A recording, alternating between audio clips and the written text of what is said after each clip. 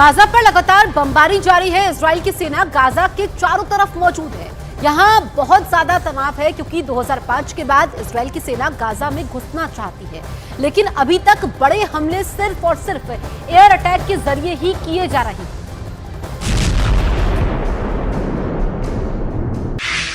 Target civilian है या Hamas, इसका फर्क कर पाना उसके लिए मुश्किल हो गया है। गाजा में 2500 से ज्यादा मौत होने के बाद बेंजामिन नेतन्याहू के पास अपना रिपोर्ट कार्ड दिखाने के लिए कुछ नाम हैं, जो हमास के खिलाफ बड़ी चोट कहे जा रहे हैं।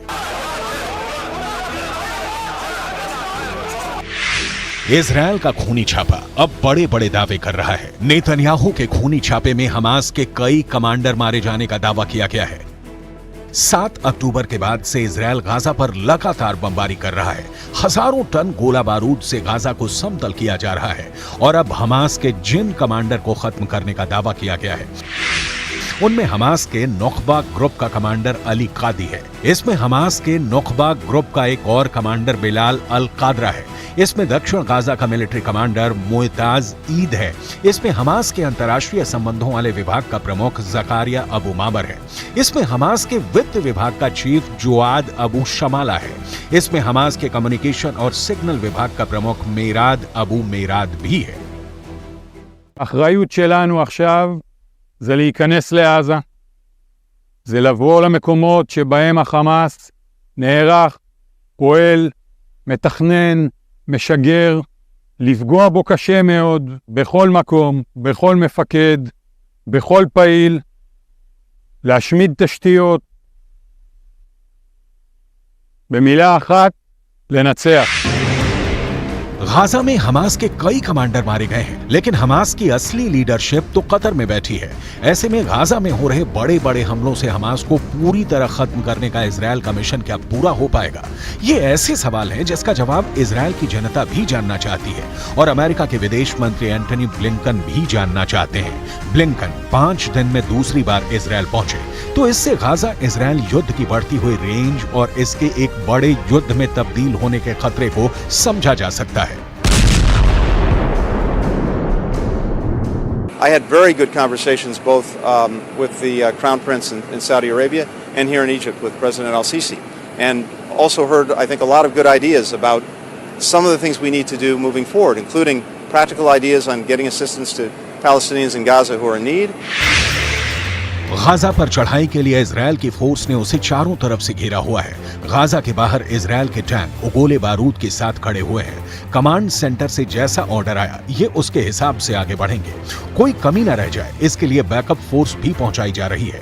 इजरायल से गाजा की तरफ जाने वाली हर सड़क पर इस वक्त बहुत ज्यादा तनाव देखा जा सकता है, लेकिन इससे पहले नेतन्याहू मोर्चे पर जा चुके हैं। वो इजरायली सैनिकों से कह चुके हैं कि दूसरी स्टेज के लिए तैयार रहें और गाजा में इजरायल पहले से भी खतरनाक अटैक के लिए खुद को लैस कर चुका है। अब इजरायल के कमांडर इन चीफ जाकर बता रहे हैं कि हमास को किस तरह खत्म करना है, लेकिन दूसरा सच ये भी है कि गाजा में फुल स्केल ऑपरेशन वाला मिशन अब तक शुरू नहीं हुआ है।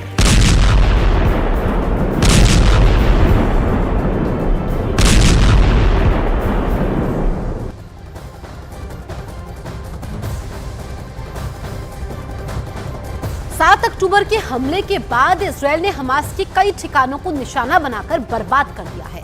अब तक हवाई हमलों में इजरायल ने हमास के कई कमांडर्स को मारा है और अब इजरायल की खुफिया एजेंसी मोसाद ने हमास के 2 और शातिर कमांडर के ठिकानों का पता लगा लिया है। इस रिपोर्ट में देखिए हमास कमांडरों ने इजरायली सेना से बचने के लिए क्या प्लान तैयार किया हुआ है।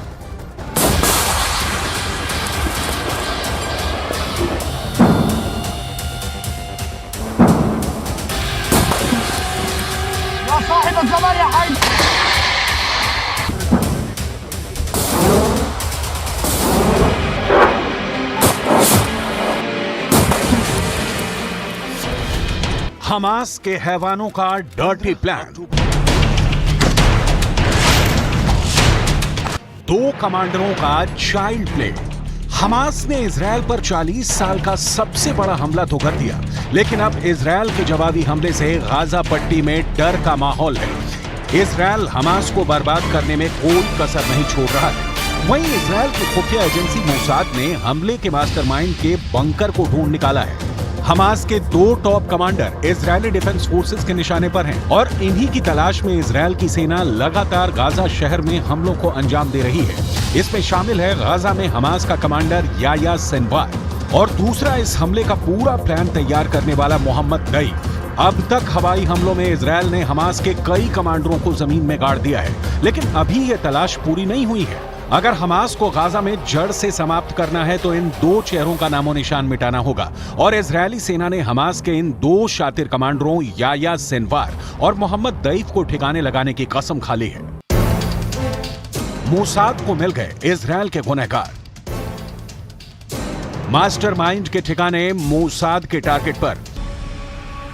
सूत्रों के मुताबिक मोसाद को पता चल चुका है कि हमास के ये आका किस बिल में छिपे हैं और उन्हें उनके बिल से बाहर निकालने और आतंक के जाल को नेस्तो नाबूद करने के लिए इजरायल की सेना ने प्लान बना लिया है। इजरायल की सेना ने 10 दिनों में ही गाजा पट्टी में अब तक 2600 से ज्यादा लोगों को मार डाला है। इजरायल के भयानक हमलों की तस्वीरें डराने वाली हैं। इजरायल लगातार गाजा के आतंकी संगठन हमास के ठिकानों को ढूंढकर उसे तबाह कर रहा है। ऐसे में अब खबर आ रही है कि इजरायल के खुफिया एजेंसी मोसाद ने अपने टॉप 2 दुश्मनों के ठिकानों को भी ढूंढ निकाला है। जानिए कि ये दोनों कौन हैं। याह्या सिनवार गाजा में हमास का प्रमुख है। मोहम्मद दैफ हमास का मिलिट्री चीफ है।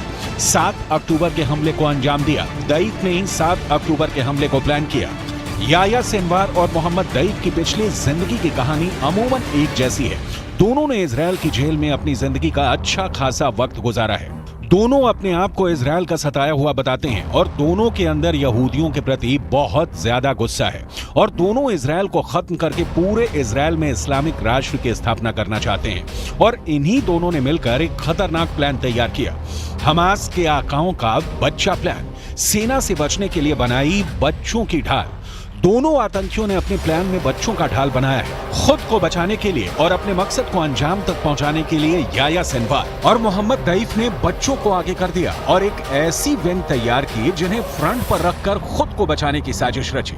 हमास ने छोटे बच्चों की एक लड़ाकू फौज बनाई।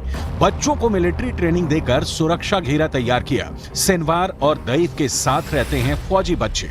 दैफ और सिनवार ने अपने ठिकानों पर बंधकों को भी रखा है।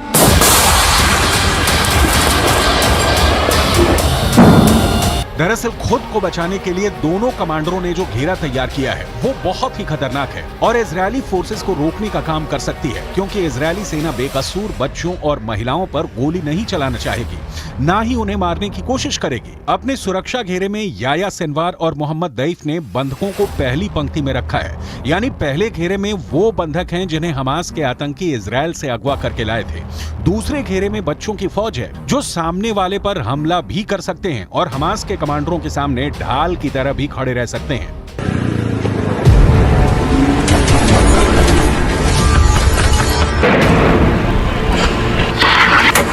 सिनवार ने बच्चों के साथ कुछ तस्वीरों को भी जारी किया है। तस्वीरों में सिनवार के गोद में एक बच्चा दिख रहा है। तस्वीर में बच्चे के हाथ में बंदूक देखी जा सकती है। इसके अलावा इजरायली खुफिया और सैन्य सुरक्षा एजेंसियों के हाथ बच्चों के कुछ और फोटो भी लगी हैं जो सिनवार और दैफ के बच्चा फौज में शामिल है। इजरायल की सुरक्षा और खुफिया एजेंसी बच्चों की जान बचाकर दोनों आतंकियों को मारने का प्लान तैयार कर रही है। इसके साथ ही इजरायली सेना ऐसे कदम उठा रही है जिससे बंधकों को भी नुकसान न पहुंचे। आतंकी सरगना सिरवान को यह अच्छी तरह से पता है कि इजरायल अपने नागरिकों और बंधकों को किसी भी हालत में मरने नहीं देगा। यही वजह है कि उसने अपने सुरक्षा के घेरे में इजरायली बंधकों को भी रखा हुआ है।